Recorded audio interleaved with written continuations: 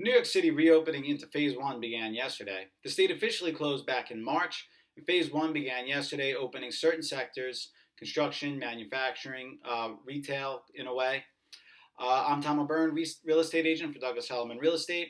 I help people buy and sell real estate, but I also make videos on the New York City and Long Island real estate markets. Hit subscribe to stay up to date. Hit like if you like this video. New York City entered Phase 1 yesterday and became the 10th and final region in the state to begin reopening after the sweeping health closures. In this video, I will tell you what Phase 1 means and what industries are affected by the Phase 1 opening. So Phase 1 is the first of 4 phases in Governor Cuomo's plan to reopen New York. Real estate falls in Phase 2. For Phase 1, the construction, retail, manufacturing, wholesale trading, and agricultural industries can begin to get back to work. There are some restrictions that come along with it. Here's what the first phase will look like in New York City.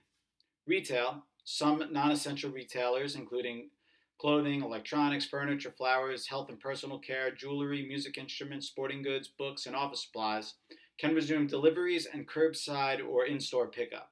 There must be designated pickup and delivery areas to limit exposure, but you can't just walk into a store and start buying things the way we did back in February.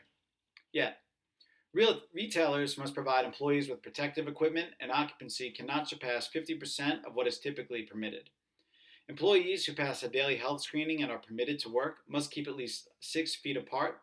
Enclosed spaces such as elevators are restricted to 1 person, but if all employees are wearing a face mask, elevator capacity can be up to 50% of the usual. Previously, only essential retailers, including grocers, pharmacies, and hardware stores, were allowed to be open. Restaurants and bars remain limited to takeout and delivery service. Construction.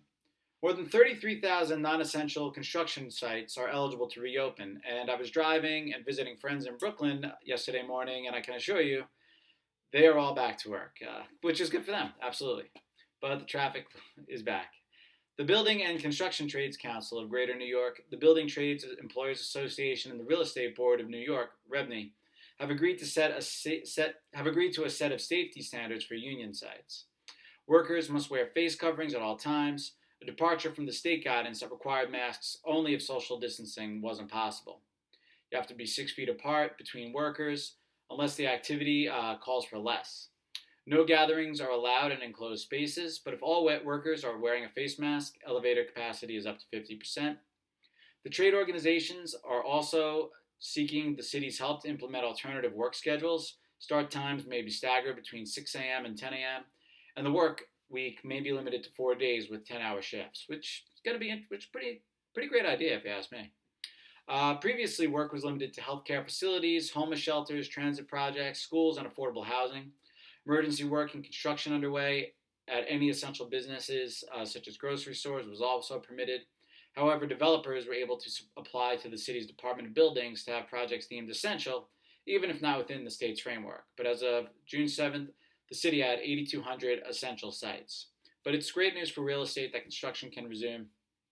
And trust me, they have resumed, so welcome back.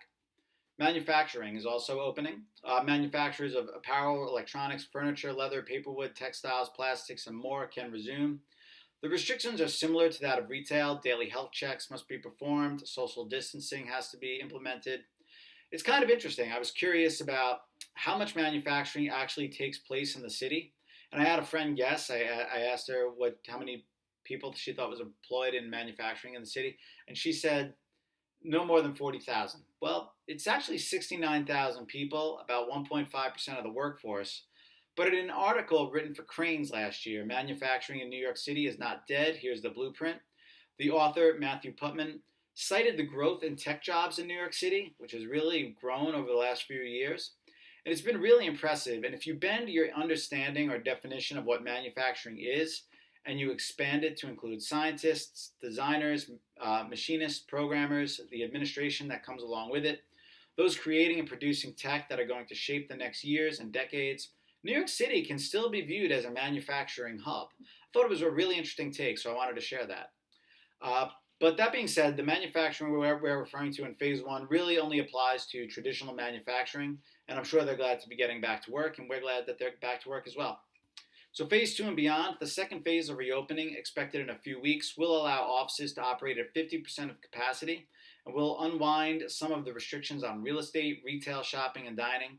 For example, outdoor dining will be permitted with some limitations. It's going to be really interesting to see how that pans out. Guidance is yet to be released for the third and fourth phases of reopening, which will include restaurants and bars, recreation and education facilities, respectively, gyms as well.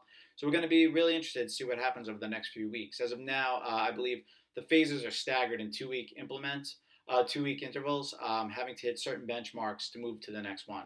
So fingers crossed that we get into phase 4 quickly and on schedule, because that includes education. Obviously, I'm interested in real estate, which is phase 2. So it's going to be a really interesting few months, and our fingers are crossed that everyone stays healthy and New York gets back out there.